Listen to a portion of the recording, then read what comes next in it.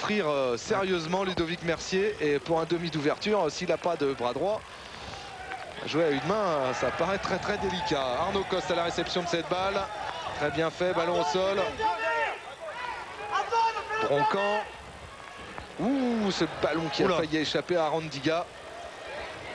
À deux doigts de se faire contrer aussi par la montée défensive des Grenoblois. Petit temps mort dans la partie puisqu'on attend du côté grenoblois le retour de Ludovic Mercier. On ne sait pas ce qu'il a exactement. Il s'agit probablement d'une petite entorse du coude. Voilà, c'est en tout cas ce que j'ai entendu de la bouche de Jean-Claude Perrin, le médecin du FC Grenoble. Alors pour le moment, eh bien c'est l'arrière, Frédéric Benazèche qui est passé en demi d'ouverture. Puisque les Grenoblois jouent à 14 contre 15. Effectivement. Ah ouais. Et là, il n'y a pas de demi d'ouverture remplaçant. Et surtout, il n'y a pas de buteur aussi fiable que Ludovic Mercier sur le terrain. Et c'est vrai que Jacques Delmas a pris un risque avant ce match, puisqu'il n'a titularisé que 2-3 quarts, un demi de mêlée Autier et puis un 12 ou 15 Jordan Garnier. Donc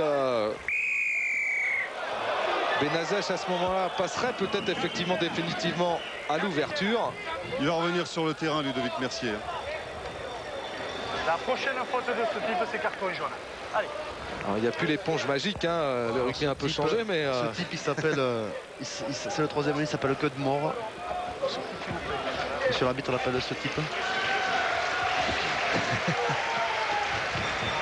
Allez, Arandiga pour aller chercher une touche dans la partie de terrain grenobloise. Ouais, les Biterrois qui tranquillement, depuis maintenant 10 bonnes minutes, ont remis la main sur le ballon, ont remis de la pression à mêlée, ont remis leur conquête en touche dans le bon sens et sont en train de mettre l'empreinte sur cette partie. Ils reviennent au score tout doucement. 7-0, 7-3, 7-6 maintenant. Lancé Bruno. Ouh là. Bras cassé de monsieur Matteux. Ouais, et ce ballon rendu à Grenoble.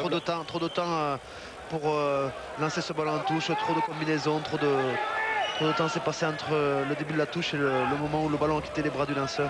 Joue à la main. Ballon au sol. On va laisser, vous avez vu Nikou Fermin à ses avants de venir s'occuper de cette balle, mais cette balle est perdue, récupérée par Nyanga. Todeschini une sautée avec encore Audra sur l'extérieur, ça va peut-être aller au bout avec Bianco intérieur et l'essai magnifique de Johan Audrin. Sur ce ballon perdu initialement par le FCG, on a peut-être eu tort de vouloir jouer à la main. Un ballon de récupération suite à une percussion de Rémi Vigna, très bien exploité par les Biterrois. Deux passes, on va au large. On écarte Johan Audrin qui décale son 3 carrel. Bianco qui a failli prendre au canne son vis-à-vis, qui s'arrache pour aller le chercher. Carmona un peu trop court. Et qui le reprend, mais Bianco remet intérieur à Johan Audrin qui avait suivi et qui finit le travail, se jette dans le but. Bel essai de 3 quarts. Quatrième essai de la saison pour Johan Audrin qui n'a pas raté un match de championnat. Et évidemment, Jean-Pierre Elissalde reprend quelque peu espoir et confiance sur son banc de touche, puisque cet essai permet à Béziers de reprendre la main au score. 11 pour Béziers, 7 pour Grenoble, avant la tentative de transformation de Federico Todeschini. Sur son bon pied, ça passe. 12 pour Béziers, 7 pour Grenoble, 5 points d'avance maintenant pour les Biterrois au stade des Vigna qui percute et qui perd le ballon sur la percussion. C'est dommage pour les Grenoblois, mais c'est bien exploité de la part des Biterrois qui en 3 passes amènent le ballon sur les extérieurs. On prend la largeur, on étire la défense et sur un retour intérieur on décale le soutien, en l'occurrence Johan Audrin. 13 à 7, 6 points d'avance. Il y a eu un gros coup de gueule de Jacques Delmas après cet essai. On lui demandera au prochain arrêt de jeu de nous expliquer pourquoi. Long dégagement de Todeschini. N'hésitez pas Pierre, effectivement dès qu'il y a un petit temps mort. Allez, Benazèche, open under et ce ballon qui va carrément revenir. Todeschini qui poursuit au pied. Attention, il y a Jean-Philippe Escal, la lutte avec Mercier. Mercier, on vous l'a dit, un petit peu touché, obligé de taper à la manière d'un footballeur en touche. Bien fait du gauche. Les Grenoblois qui sont dans le doute là, qui ont lâché le match depuis un petit quart d'heure. Là, ça fait depuis la 10e minute qu'ils mettent plus la main sur le ballon, qui font des fautes et les Biterrois eux prennent l'initiative, sont bien positionnés en défense et récupèrent les ballons et sont dangereux. touche pour eux, là, à hauteur des 10 mètres. Attention, attention à ce pressing et à cette preuve de force biterroise. Et un nouveau lancé donc pour Sébastien Bruno. En fond d'alignement pour Nyanga. Une nouvelle fois. Ballon porté cette fois par les avants biterrois. Steven Hall qui dirige ce maul. Il a le soutien d'Arnaud Coste. Il va passer par le sol. Le grand deuxième ligne biterrois. Arnaud Coste qui a vu le ballon. Il va falloir se dégager un petit peu là. Les biterrois cherchent à reconstruire encore un nouveau. Prend pas de risque. L'épreuve de force. Alors, il a réussi bien pour le moment. On essaye d'y aller sur le petit côté. Et il y a eu contact, estime monsieur Matteux. Tiens, on va redonner ce ballon au FCG. Ouais, oui, Stéphane, on va profiter de ce petit arrêt de jeu pour demander à Jacques. Jacques, je vous ai vu très en colère tout à l'heure après l'essai biterrois. Quel est l'objet de votre courroux? Mais je comprends pas parce qu'il y a un bras cassé, on n'a qu'à taper en touche, il n'y a pas à s'affoler. Ludo était sorti du terrain. Je sais pas, on fait un petit peu n'importe quoi, on fait une bonne entame et puis on est privé de ballon, on sort du match. Bon, mais il n'y a rien de perdu, bien au contraire, mais il faut qu'on retrouve un peu de maîtrise, qu'on ne s'affole pas, on est contre le vent. Il faut garder le ballon et pas s'affoler. Mais bon, c'est symptomatique un petit peu de la pression qu'on se met. Bon, mais on va revenir dans le match. C'est des fautes bêtes que l'on fait, que l'on paye au plus fort. Merci beaucoup, Jacques. Merci Pierre, merci à Jacques Delmas, alors que Ludovic Mercier nous a quelque peu rassuré sur ce superbe dégagement. Après alors qu'au départ, il y avait un départ de Daniel Braun. Daniel Braun qui traverse carrément la défense biterroise, fait avancer son équipe sur 10 mètres et permet de mettre son numéro 10 à de bonnes conditions pour dégager son équipe. Daniel Braun, un très bon troisième ligne qui s'est révélé l'an dernier. Lancé Bruno, Nyanga un petit peu gêné. Et Bruno qui est vite revenu se placer pour chipper ce ballon. On enchaîne avec Steven Hall, ballon au sol, Broncante, Deschini, open under. Et à la réception, il y a Jean-Marc Oé qui arrive le premier. La charge de Ratjanidze, le géorgien, plaqué sur la ligne des 40, on enchaînera. Il y aura une nouvelle pénalité, on est venu à la faute côté Grenoblois, on est un petit peu bousculé. Alors forcément, et là c'est Rikus Lube en l'occurrence qui est sanctionné. On va voir un petit peu suite à la percussion. Il n'y a pas de faute au Grenoblois, on considère qu'il y a une faute sur le Grenoblois, je comprends pas trop. Peut-être qu'on considère que Frié est tombé par-delà le ballon. C'est un peu sévère. Alors, une pénalité qu'évidemment Federico Todeschini, le 4e meilleur buteur du championnat, va tenter. C'est face au poteau à 40 mètres avec le bénéfice évidemment du vent. Le vent face au poteau, il ne faut pas la forcer. Il est en confiance, c'est un coup de pied qui va lui permettre peut-être d'augmenter le score biterrois et l'écart de points. Et oui, cette pénalité qui passe, effectivement Fabien, vous aviez raison, il n'a pas cherché à forcer, il a dosé ce coup de pied. Et voici Béziers qui mène 16-7. Le break est fait pour les biterrois dans cette première période. Alors qu'on revoit là, vous avez vu, que de mort au plaquage. Le renvoi effectué et encore un en avant. Ici, le second est bleu. Mais les Grenobloises à hauteur des 30 mètres biterrois avec un bon côté fermé à jouer. 30 mètres de couloir à droite, de possibilités de jeu. Nico pour l'introduction. Ballon qui va être chippé. Non, on va refaire faire cette mêlée. Je vous rappelle rapidement le programme très chargé de ce week-end avec demain sur Sport Plus, 14 h en direct. Montferrand-Basse, vous regarderez certainement Fabien. Ce match au couteau entre Montferrand et les Anglais de Basse dimanche sur Canal+, 11h50, jour de rugby avec tous les résumés du championnat. On va suivre tout de même ce petit coup de pied à suivre de Nikou qui sort en touche. Finalement il a été contré.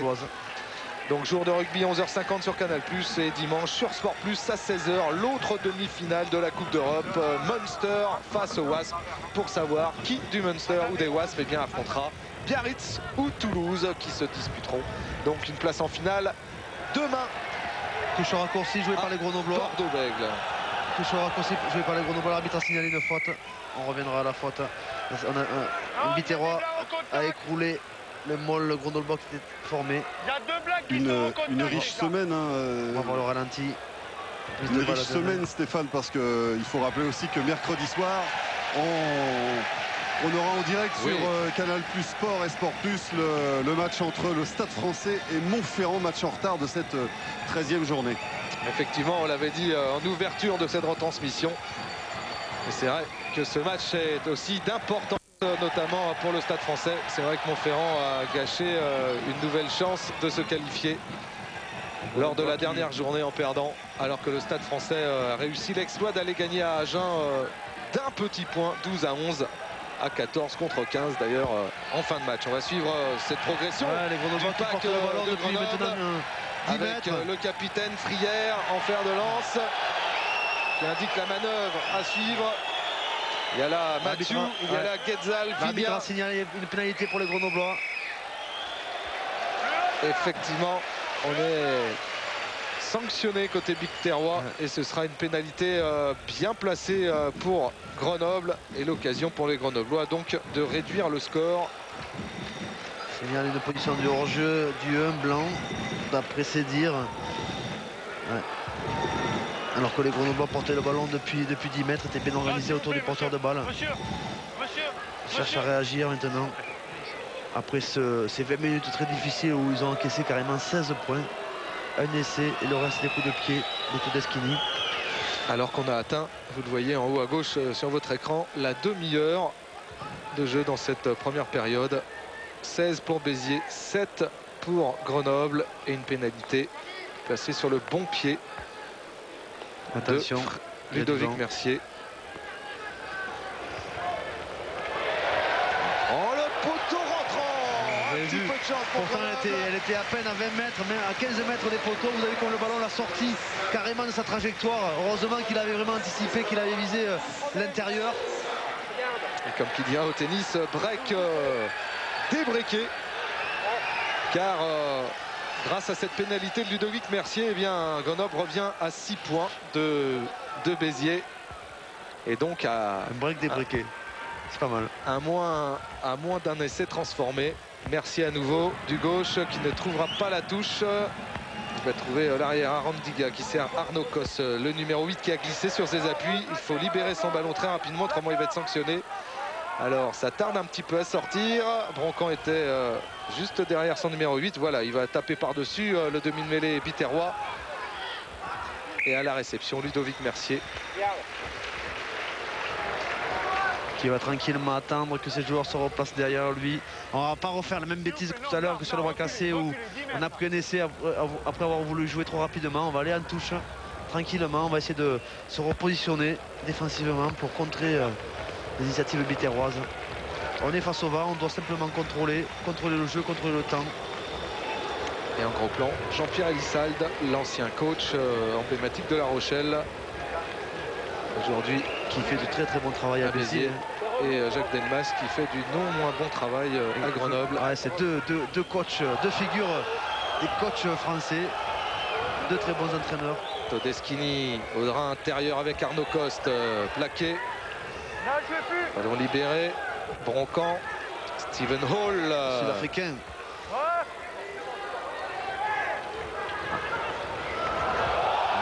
Il est passé à Arandiga.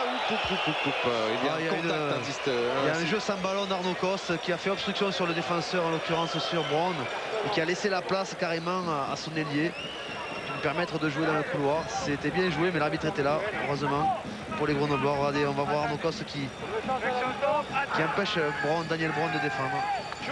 Et oui, effectivement, il y a bras cassé.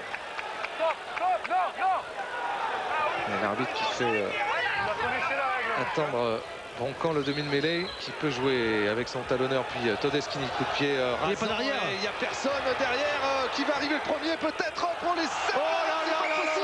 Qu'est-ce qu'il a raté, Régis Bianco, qu'est-ce qu'il a raté? C'est pas possible.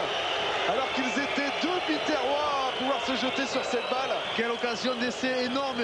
Il a poussé un petit peu trop son ballon au pied. Le ballon a glissé, a fusé sous la pluie, est sorti de la butte. Quelle occasion d'essai. Ça risque de coûter cher à la sortie pour les Biterrois, parce que là c'était carrément pas le match gagné, mais un gros avantage pris pour cette première mi-temps, tout du moins.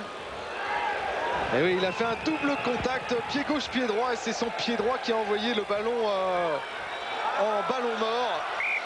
Eh bien, on peut dire que Grenoble s'en sort bien parce qu'il y avait quand même une grosse erreur de défense. Il y avait qu'une personne à l'arrière. Où était l'arrière? Je ne sais pas. C'était un ballon rapidement joué par les Biterrois. L'arrière n'était pas replacé. En l'occurrence, Frédéric Benazech. Allez, introduction Nikou. Et pénalité en faveur de Grenoble. Signale le pilier droit. Dit que le pilier droit plonge. Cardinali sanctionné.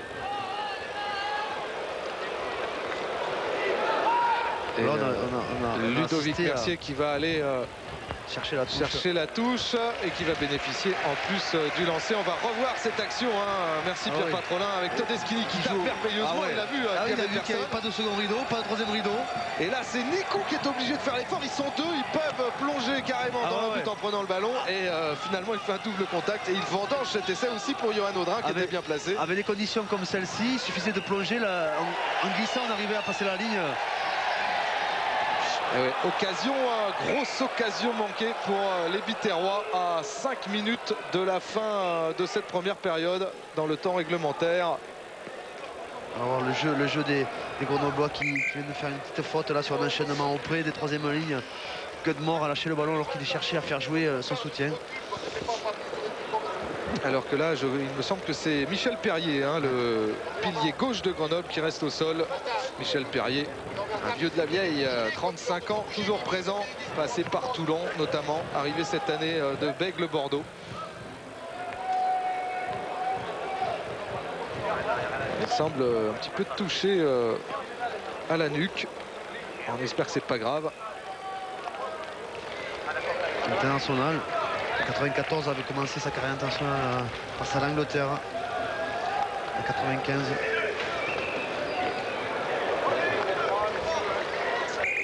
Donc là on revoit le jeu à Toulon à Bègle. Cudmore. Allez, on va suivre cette mêlée introduction. Pierre Broncan,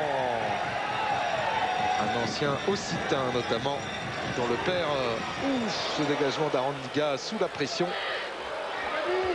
Le père a entraîné Lombès en matin très longtemps et qui préside aujourd'hui toujours au FC Auch et qui pourrait monter en première division. Qui est dans les 4 premières équipes qui vont jouer les demi-finales pour essayer de monter dans ce top 16. Touche raccourci par les Grenoblois, 4 joueurs plus. Caberizze, prise de balle impeccable du capitaine Frière qui est au milieu de ce mot. Un ballon qui ressort, Nikou pour Mercier qui a été un petit peu gêné et un ballon qui n'est pas capté par le Grenoble, si par Benazech. Avec sacrifie Nikou pour son demi d'ouverture. Arandiga va réceptionner ce ballon. Il a son capitaine Philippe Escal derrière lui. Il préfère taper à suivre. Mercier bien placé à récupérer. Mercier pour Benazech. Alors là, il l'envoie un petit peu au charbon, son arrière. Et ce ballon devrait ressortir normalement pour Grenoble. Il s'est couché rapidement Benazech, fort heureusement. Les Grenoblois étaient 13 pour sauver ce ballon. Il ne restait que 2 joueurs pour jouer le ballon derrière. Ils n'avaient pas trouvé de solution. Belle touche trouvée par Carmona. Un petit cadeau, tiens, elle est pour toi. Il prend 3 défenseurs et le ballon en même temps. Jean-Pierre Listal n'est pas totalement satisfait du jeu au pied de son équipe parce qu'il préférerait que, plutôt que d'aller chercher des touches, de laisser le ballon dans l'aire de jeu comme ce qui a été fait à l'instant. Tout à fait, tout à fait. Nyanga demain en fond d'alignement. Il a le soutien de Guy Janard. On construit autour de Nyanga.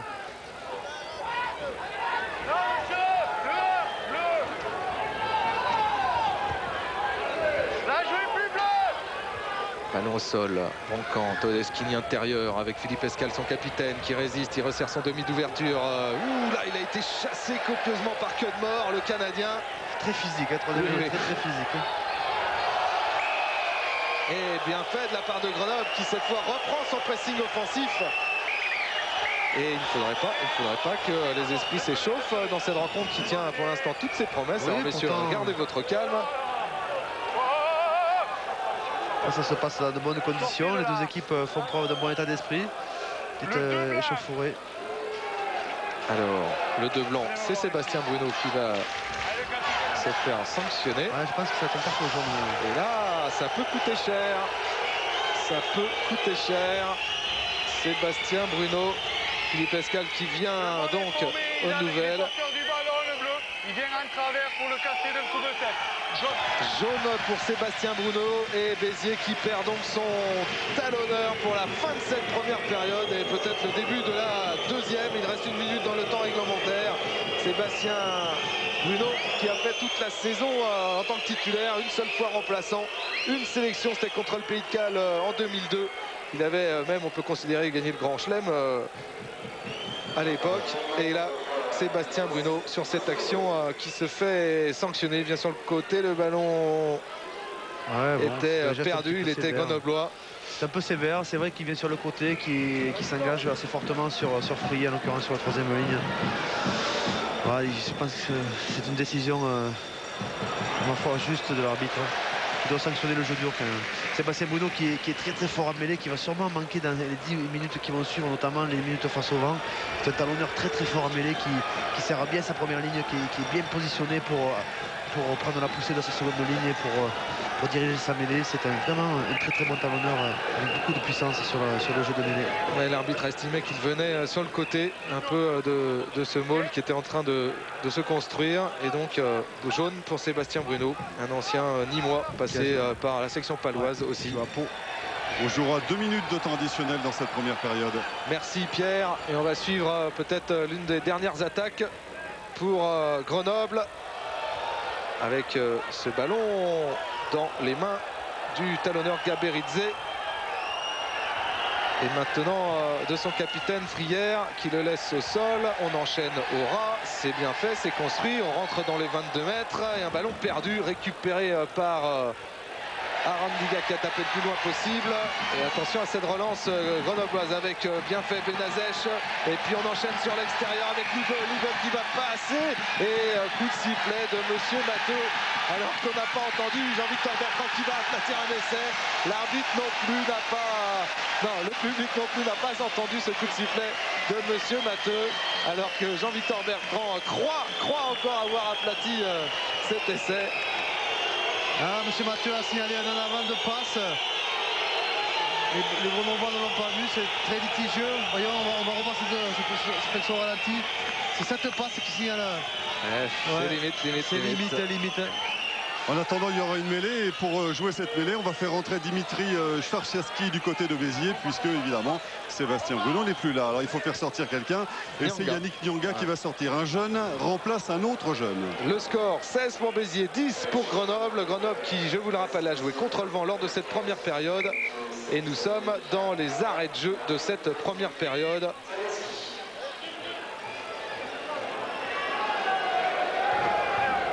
En tout cas, juste avant la mi-temps, ça aurait fait du bien au Grenoblois de marquer ce petit essai. Il n'y a pas de neuf.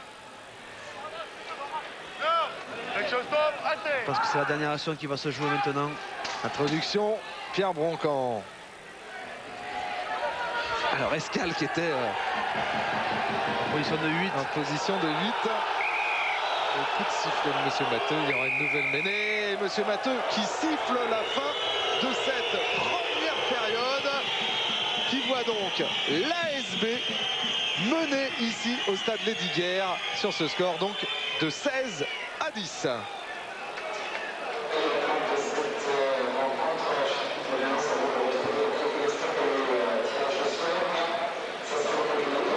Allez, on va retrouver tout de suite. On commence à jouer un peu les ballons.